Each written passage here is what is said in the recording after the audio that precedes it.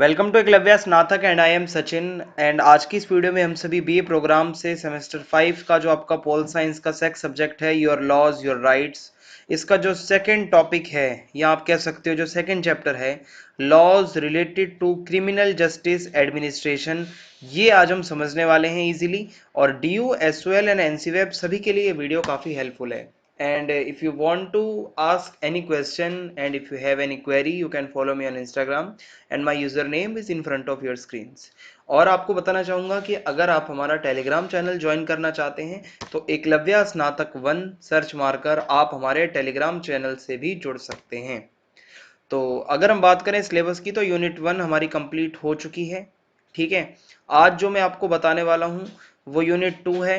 और यूनिट 2 का जो टॉपिक है वो है laws relating to criminal justice administration, जिसमें मैं आपको ये बताऊंगा कि कैसे कंप्लेंट फाइल्ड होती है और एफआईआर क्या होती है, डिटेंशन के बारे में बताऊंगा, अरेस्ट के बारे में बताऊंगा और बेल के बारे में बताऊंगा। तो आइए फिर वीडियो को स्टार्ट करते हैं।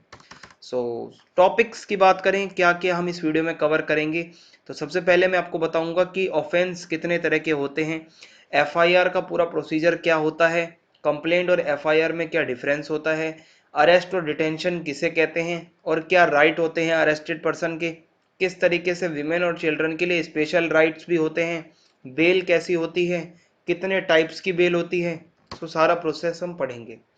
So unfortunately people in India have little knowledge about the procedure of the criminal justice administration। हमारे भारत में लोगों को अगर देखा जाए तो कानून की समझ ही नहीं है। And often do not know about the legitimate rights in such cases। और बहुत सारे कानूनी मामलों में लोगों को अपने खुद के अधिकार नहीं पता होते। Such ignorance of the procedure also leads to authorities like police abusing powers in many cases। और हमें जब नॉलेज नहीं होती इसी वजह से बहुत बारी पुलिस हमें बहुत दबाती भी है कुछ कुछ केसेस में। It is therefore important for citizens to be aware of their legal rights and obligation in order to have access to just procedure। यहाँ पे आपको अवेयर रहना बहुत जरूरी है एज अ सिटीजन। ठीक है, अवेयर सिटीजन, आपको अपने लीगल राइट्स पता होने चाहिए। सबसे पहला टॉपिक है हमारा आज का types of criminal offences. Criminal offences कितने तरीके के होते हैं? सबसे पहला होता है कॉग्निजेबल। कॉग्निजेबल क्या होता है? Cognizable offences are those offences in which police have authority to arrest the person or persons accused of committing crime without a warrant। यहाँ पे बिना किसी वारंट के पुलिस अरेस्ट कर सकती है अगर वो क्राइम या वो ऑफेंस कॉग्निजेबल है। The police after such an arrest can also carry out investigation process without the orders of magistrate. बिना मजिस्ट्रेट के ऑर्डर के भी पुलिस जो है आपको आगे ले जा सकती है, इन्वेस्टिगेशन कर सकती है और अरेस्ट भी कर सकती है। Cognizable offenses are crimes which can be categorized as heinous crimes and thereby serious in nature। Cognizable offense ऐसे offense होते हैं जो बहुत serious होते हैं। इसके एग्जाम्पल हैं जैसे कि किडनैपिंग, रेप, डेथ या फिर अकाउंट ऑफ डोवरी, मर्डर, चोरी चकारी बहुत बड़े लेवल की। ये सारे कॉग्निजेबल ऑफेंसेस हैं जिसमें पुलिस डायरेक्ट जो है अरेस्ट कर सकती है। फिर आता है नॉन कॉग्निजेबल। इसका मतलब होता है कि ऐसे ऑफेंस जो कि सीरियस नहीं होते और इनको क्या है कि पुलिस डिपार्टमेंट सीधा अरेस्ट नहीं कर सकता अगर कोई भी एक्यूज होता है इसमें। सो यहाँ पे आप अगर देखोगे कि the police can neither register an FIR nor conduct investigation without the permission of court. और नॉन कॉग्निजेबल ऑफेंस में क्या होता है कि जो पुलिस है वो बिना कोर्ट की परमिशन के एफआईआर भी रजिस्टर नहीं कर सकती। और ऐसे में इसके एग्जाम्पल्स हैं पब्लिक न्यूसेंस, फोरजरी, चीटिंग, ठीक है, धोखाधड़ी वगैरह। ये कुछ ऐसे हैं जो सीरियस ज्यादा नहीं होते, नॉन कॉग्निजेबल में आते हैं ऑफेंस। फिर आते हैं बेलेबल ऑफेंस। ऐसे ऑफेंस जिन पर आपको बेल मिल जाती है जो कि सीरियस ज्यादा नहीं होते, ठीक है, इनको हम क्या कहते हैं? Bailable offence. In case of bailable offences if the accused produces surety and fulfill conditions it becomes binding on the investigating officer to grant bail। ठीक है, बेलेबल में बेल मिल जाती है। नॉन बेलेबल में क्या होता है? ठीक है, यहाँ पे क्या होता है कि the non bailable offences are offences which are serious, बहुत ज्यादा serious offence. Under such offences it is mandatory to present the accused. और अगर बहुत सीरियस ऑफेंस है तो 24 घंटे के अंदर अंदर मजिस्ट्रेट के आगे पेश करना होता है। Granting bail in such offences is left to the discretion of the court, which can decide on the basis of the facts and circumstances of the crime committed. अब इसके ऊपर क्या है कि भाई बेल मिलना बहुत मुश्किल हो जाती है अगर बहुत सीरियस कोई क्राइम किया है आपने, तो वो बाद में कोर्ट के ऊपर होता है कि अगर वो चाहे तो भाई आपको बेल दे भी सकती है, वरना ये नॉन बेलेबल होता है अगर आप कुछ ऐसा करते हो। कंपाउंडेबल, कंपाउंडेबल का मतलब होता है compoundable offences are those offences which can be compromised by the parties, जैसे कि the victim and the offender, अगर दोनों पार्टियां मिलकर कॉम्प्रोमाइज कर लेती हैं तो ये कंपाउंडेबल ऑफेंसेस होते हैं। The parties can arrive at mutual compromise and drop charges against the offender even without the permission of the court और एनी ट्रायल, बिना किसी कोर्ट के यहाँ पे जो है मामले को सुलझा दिया जाता है, जिसको राजीनामा कहते हैं। These offenses are classified in section 320 of Code of Criminal Procedure, ठीक है, तो इसमें ये बताया गया है। नॉन कंपाउंडेबल, इसका मतलब होता है कि ऐसे ऑफेंसेस जो बहुत सीरियस होते हैं, ठीक है, इसमें कोई भाई समझौता वगैरह नहीं होता। Any settlement between the parties in such cases is not authorised, और कोई भी सेटलमेंट अगर दो पार्टियां करती हैं तो वो ऑथराइज नहीं माना जाता। The accused in such cases can not be set free of charges by any settlement, भाई कोई भी ऐसा राजीनामा करके उसको छोड़ा नहीं जा सकता जो भी इसमें दोषी होता है। समझ में आ गया आपको? और पुलिस खुद फाइल करती है complaint.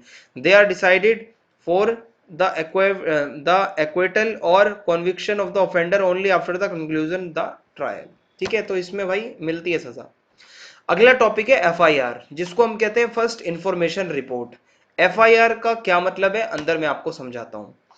First information report FIR is a document that is prepared by the police on receipt of information about commission or occurrence of an offense। कोई भी अगर मान लो जुर्म हुआ है उसके बारे में जो भी मतलब जिसको हुआ है जिसके साथ, वो अपनी इंफॉर्मेशन बताएगा। पुलिस वाले जो होते हैं वो FIR के डॉक्यूमेंट को प्रिपेयर करते हैं। फिर it can be filled in the it can be filed in the cases of cognizable offenses only। जो cognizable offense होते हैं सिर्फ उसी में ही FIR फाइल की जाती है। FIR plays a very vital role and act as the base on the which police further initiates the process of investigation। FIR जो है आपका बेस होता है, आपका केस जो है वो यही FIR से स्टार्ट होता है। यही पूरा मतलब फैक्ट और सब कुछ इसी में ही लिखा होता है जिसके आधार पर आगे की इन्वेस्टिगेशन होती है। Many a times people confuse FIR with complaint, बहुत बारी लोग जो है ना FIR और कंप्लेंट को सेम चीज समझ लेते हैं, पर ये दोनों चीजें अलग अलग हैं। कैसे? कंप्लेंट का मतलब क्या होता है, देखो कंप्लेंट जो है वो सेक्शन 2D ऑफ CRPC में लिखा गया है, जिसका मतलब ये है अंदर कंप्लेंट का मतलब होता है any allegation made orally or in writing to magistrate with a view to his taking action under CRPC that some person whether known or unknown has committed an offense but does include a report। भाई इसमें क्या होता है, कोई भी शिकायत करता, कोई भी बंदा जो कंप्लेंट कर रहा है वो रिटर्न में या ओरली पुलिस पे जाके या मजिस्ट्रेट को लिख सकता है अपनी कंप्लेंट, जिसमें वो बताता है कि भाई ये बंदे ने ये जुर्म किया है और उसको सजा मिलनी चाहिए, तो ये कंप्लेंट होती है। FIR is different thing, it means that complaint refers to statement. आप सिर्फ एलिगेशंस लगा रहे हो किसी पे, आपकी स्टेटमेंट्स हैं, ठीक है, इसको FIR नहीं कहते, ये कंप्लेंट है। ओके, किसी भी बंदे के खिलाफ हो सकती है, आप किसी डायरेक्ट मजिस्ट्रेट को भी ये मतलब आप लिख सकते हो जो आपकी कंप्लेंट होती है यार। और यहाँ पे FIR का मतलब होता है एक रिपोर्ट होती है ये, ठीक है, फर्स्ट इंफॉर्मेशन रिपोर्ट, एक कॉग्निजेबल ऑफेंस के ऊपर ही ये होती है प्रिपेयर, जो किसी भी ऑफेंडर के अगेंस्ट लिखी जाती है। और इसको कौन लिखता है? जो कि पुलिस स्टेशन के अंदर उस टाइम पे ड्यूटी ऑफिसर होता है। तो ये आपकी डिफरेंस आपको याद रखनी है। फिर आता है हमारा who can file FIR। FIR को कौन फाइल कर सकता है? FIR can be lodged by a victim or the witness. जो विक्टिम है वो भी कर सकता है, जो विटनेस है जिसने देखा वो भी कर सकता है, या जो उस ऑफेंस को जानता है आसपास वो भी कर सकता है। It is not necessary that only a victim, भाई जरूरी नहीं है जिसके साथ हुआ है वही FIR फाइल करे। एक पुलिस वाला भी FIR फाइल कर सकता है अगर उसको वो क्राइम के बारे में पता है क्या क्या हुआ है। Procedure of filing an FIR कैसे फाइल होती है? The procedure of lodging a FIR can be referred in section 154 of CRPC। The FIR can be filed in writing और वर्बली बाय द विक्टिम। जो भी विक्टिम है, जो witness है, वो वर्बली बताते हैं, पुलिस वाले उसको लिख सकते हैं, ठीक है, जो पुलिस वाले होंगे जो स्टेशन में वो उसको लिखेंगे। If the information of the commission of the cognizable crime has been rendered orally, the information shall be reduced to writing in form of a report by the police। Orally अगर बताया जाता है जो भी कुछ हुआ है, तो पुलिस का ये दायित्व बनता है, रिस्पॉन्सिबिलिटी बनती है कि एफआईआर रिपोर्ट तैयार करना। Such a report either given in written or reduce to writing shall be read over by the police to the complainant. और पूरी रिपोर्ट लिखने के बाद पुलिस वाले जो होते हैं वो पढ़ के बताते हैं उसको लाउडली, ताकि पता चल जाए कि क्या लिखा है, फिर बाद में साइन करवाया जाता है उसके ऊपर।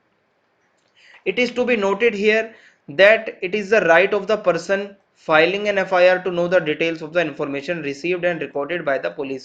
यहाँ पे जो भी बंदा कंप्लेंट करता है उसका ये राइट है कि वो पूछ सकता है कि भाई क्या इन्फॉर्मेशन एफआईआर में लिखी गई है। In order to ensure the same it is important that the information should be clearly. और भाई पूरा कंफर्म करने के लिए पुलिस का ये काम बनता है कि पूरा लाउडली उसको रीड करें। Further the substance of the FIR must also be entered in the station house register. और डायरी वगैरह में भी सारे रिकॉर्ड्स लिखे जाते हैं। और जो एफआईआर की कॉपी होती है वो कंप्लेनेंट को फ्री में दी जाती है, ठीक है, उसी टाइम आपको फोटोकॉपी निकाल के दी जाती है, आपका हक है ये। आगे है also for filing of an FIR area of jurisdiction is also important. आपको पता होना चाहिए कि आपका एरिया कौन सा पड़ता है, किसके अधिकार क्षेत्र में आता है वो क्राइम, कौन सा थाना पड़ता है, कौन से पुलिस स्टेशन में आपको देनी है। ये नहीं आप रहते कहीं और हो, किसी और एरिया में अपनी एफआईआर आप लिखवाने जा रहे हो, ये गलत हो जाता है। पर एक प्रोविजन और है जिसको जीरो एफआईआर कहते हैं। देखो, एक तो नॉर्मल एफआईआर होती है जो आपका जो भी पुलिस स्टेशन लगता है जो आपके एरिया का, वहां पे जाके आप देते हो। जीरो एफआईआर का मतलब होता है कि आप किसी भी, ठीक है, किसी भी पुलिस स्टेशन में एफआईआर में फाइल कर सकते हो, बाद में आपका जो भी एरिया होता है वो वहां पे ट्रांसफर कर दी जाती है। फिर है content and importance of FIR. FIR के अंदर क्या लिखा जाना चाहिए? It should be include the name, नाम, पता, मोबाइल नंबर होना चाहिए। और उसके बाद बताना चाहिए कि भाई कौन है उसके अंदर और मतलब किसने क्या किया है। It should include the date time place, date time place भी होना चाहिए कि भाई वो क्राइम कब हुआ है या ऑफेंस कब हुआ है। It should include the details of the commission of the cognizable offence including the details of the circumstances in which the crime took place. And it should also include any third person, अगर कोई तीसरा बंदा witness वगैरह है वो भी, उसका नाम भी आ जाएगा इसमें। And it should also detail about the method in which the offence took place, कैसे हुआ वो, क्या कोई वेपन था, क्या कोई इंजरी हुई। Further all such details that are important for the information to be complete and competent for it can be called a cognizable offence should be clearly provided. अगर ये सारी चीजें पढ़ने के बाद पुलिस को लगता है कि ये कॉग्निजेबल ऑफेंस है, सो बस उसके बाद हो जाता है भाई काम। In case of refusal to file FIR by police, अगर पुलिस मना करती है एफआईआर लिखने से तो क्या होता है? So in case of refusal by the officer in charge of the police station to file a first information report, अगर एफआईआर लिखने से कोई मना करता है तो सेक्शन 154(3) हमें ये कहता है कि आप जा सकते हो आगे। आगे का मतलब है आप एसपी जी के पास जा सकते हैं, सुपरिटेंडेंट ऑफ पुलिस को आप अपनी इंफॉर्मेशन दे सकते हैं कि भाई ये कॉग्निजेबल ऑफेंस हुआ था, पुलिस एफआईआर नहीं फाइल कर रही है। और अगर एसपी साहब कहते हैं कि भाई आपने तो सही बताया, अगर वो सेटिस्फाई हो जाते हैं तो वो आगे इन्वेस्टिगेशन स्टार्ट करवा देते हैं। जो भी सबऑर्डिनेट पुलिस ऑफिसर होता है वो फिर अपने काम पे लग जाएगा। Also if the police refuses registration of FIR for offence which is cognizable in nature, अगर कॉग्निजेबल ऑफेंस को भी पुलिस मना कर दे, so the aggrieved can also file an application to the magistrate. ऐसे केसेस में आप मजिस्ट्रेट को भी एप्लीकेशन लिख सकते हो और फिर उसके बाद मजिस्ट्रेट पुलिस को कह सकता है इन्वेस्टिगेशन स्टार्ट करिए। अगला टॉपिक है arrest and detention. Arrest and detention के अंदर है कि भाई ये देखो, ये इन्वेस्टिगेशन में ये सब तो होता ही है। फॉर इफेक्टिव इन्वेस्टिगेशन और लॉ एंड ऑर्डर मेंटेन करने के लिए भाई बंदों को अरेस्ट भी करना पड़ता है अगर कोई अक्यूज है। After the person is arrested, अगर बंदे को अरेस्ट कर दिया गया है तो पर्सन वो जो भी है वो कस्टडी में रहता है। It is also to be noted here that there is a difference between custody and arrest. Custody और अरेस्ट में डिफरेंस होता है और वो डिफरेंस क्या है? Arrest means taking a person under the custody. Arrest का मतलब है किसी बंदे को कस्टडी में ले जाना and restraining them from exercising personal liberty, और उनको बंद कर देना ताकि वो कोई भी अपनी लिबर्टी का यूज ना कर पाए, आजादी का, ताकि कोई भी वो क्राइम ना करे। बट कस्टडी का मतलब होता है according to the Indian Evidence Act 1872 means an act of movement on the person concerned for the purpose of making a formal arrest or even for the purpose of guarding and taking care of a person. So we can decipher that all arrest required custody but all custody does not amount to arrest. So ये बहुत simple सी बात थी जो आपको समझा दी है। Who can arrest, आपको कौन अरेस्ट कर सकता है? Arrest can be made by police, police आपको अरेस्ट करती है, चाहे कॉग्निजेबल ऑफेंस हो या नॉन कॉग्निजेबल हो। बट एज डिस्कस्ड अर्लियर, आपको यहाँ पे अगर आप देखोगे, police require warrant for arrest in case of non cognizable offences. अगर कोई ऑफेंस नॉन कॉग्निजेबल है तो भाई वारंट चाहिए होता है from the competent magistrate, and they may arrest a person without warrant from a magistrate in case of on cognizable offence committed. अगर कोई कॉग्निजेबल ऑफेंस है वहीं पे आप पुलिस जो है जाके अरेस्ट कर सकती है।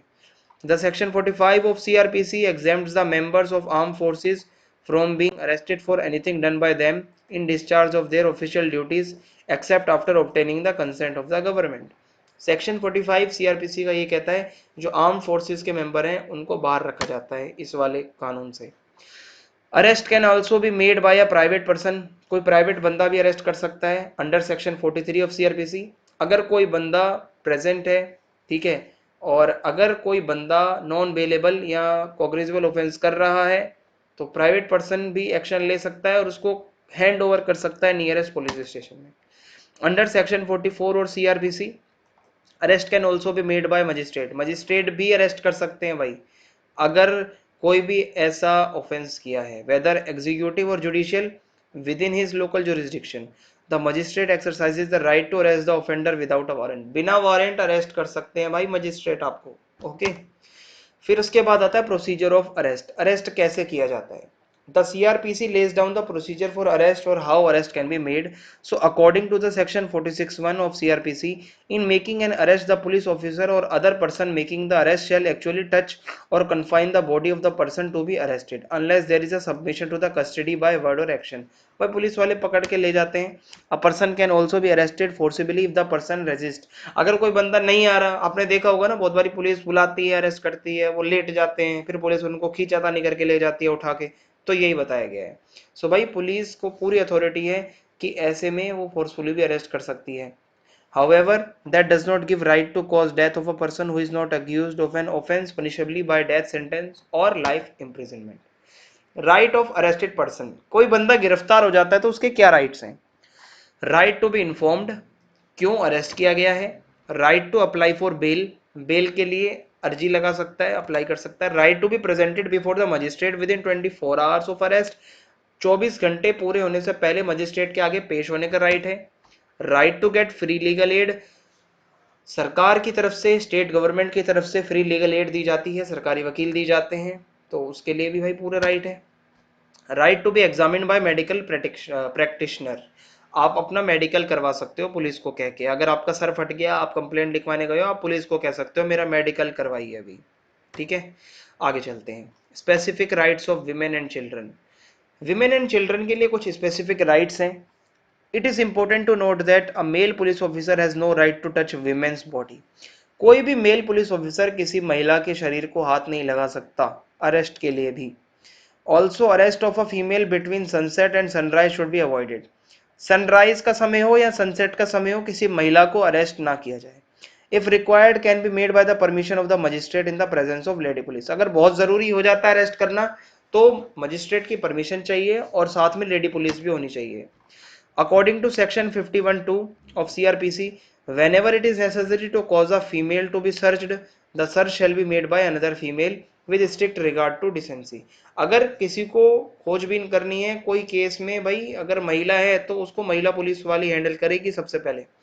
For the purpose of examination of the arrested female, the examination of the body shall be made. अगर मान लो बॉडी का एग्जामिनेशन करना है किसी भी मामले में तो हमेशा उसको एक फीमेल मेडिकल ऑफिसर ही देखेगा, मतलब देखेगी, और साथ में जो है पुलिस वाली जो रहेंगी वो भी फीमेल ही होंगी। आगे चलते हैं।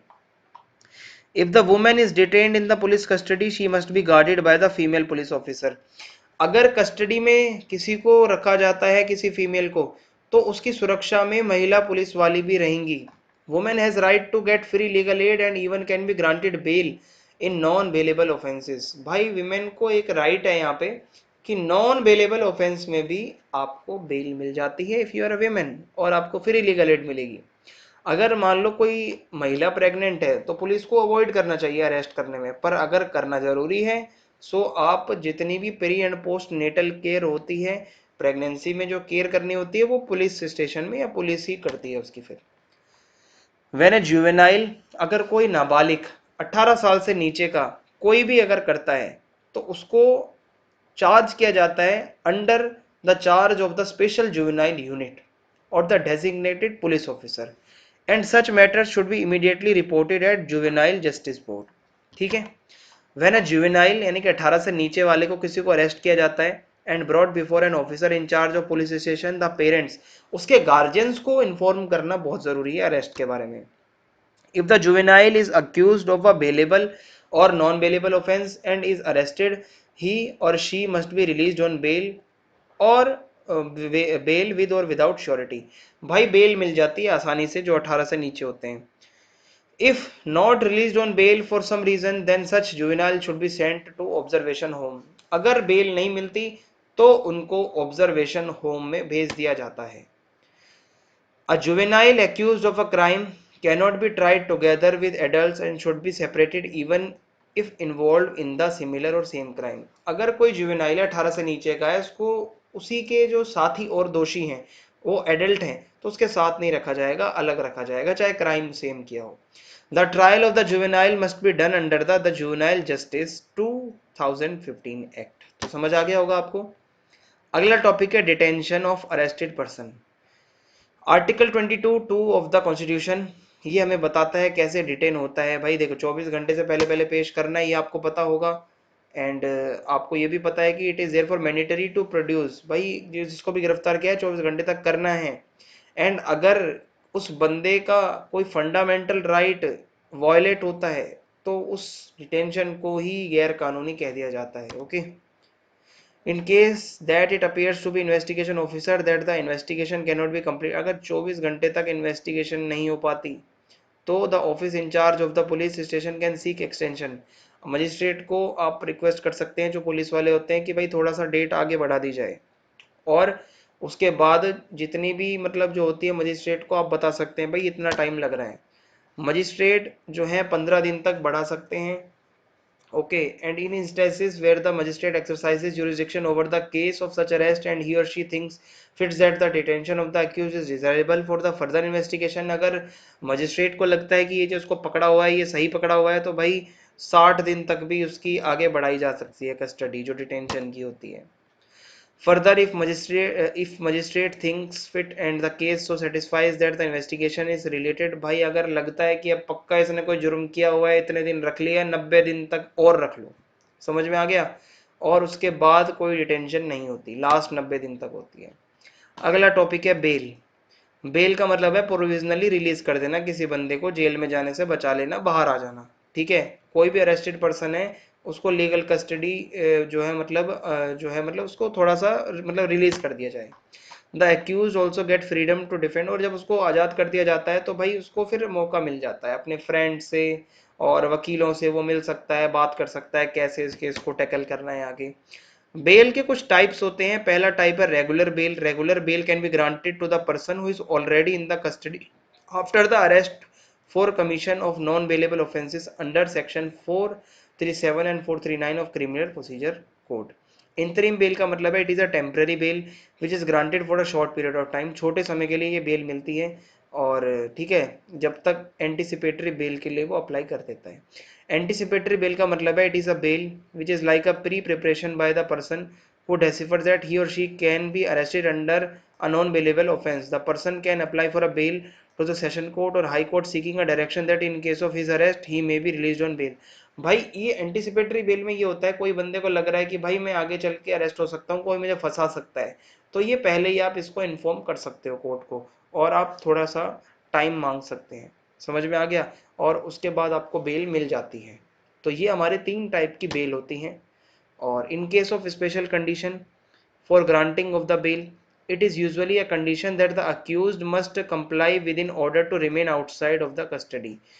कुछ कंडीशंस को मानना पड़ता है, जैसे कि पुलिस स्टेशन में जब बुलाया जाए आना पड़ेगा, आपका पासपोर्ट भी सरेंडर करवा दिया जाता है ताकि आप अवेलेबल रहो जब आपको बुलाया जाए, ये ना हो पता चले आप फरार हो गए हो इंडिया से बाहर। ठीक है, तो ये सब होता है इसमें। कैंसलेशन ऑफ बेल, भाई देखो बेल कैंसिल भी हो जाती है ठीक है, और ये सेक्शन 4392 में लिखा है, it provides that bail of the accused can be cancelled and a high court or the court of session can exercise discretion on cancellation and such person earlier release on the bail. अगर किसी बंदे को पहले bell मिल चुकी थी तो अगर अब कैंसिल हो जाती है तो उसको वापस कस्टडी में ले जाया जाता है। यही था आज की इस वीडियो का कंटेंट। अगर आपको वीडियो अच्छी लगी हो तो चैनल को सब्सक्राइब कर दें, ज़्यादा से ज़्यादा वीडियो को लाइक करें और वीडियो को शेयर करें। जय हिंद, जय भारत, बहुत बहुत धन्यवाद।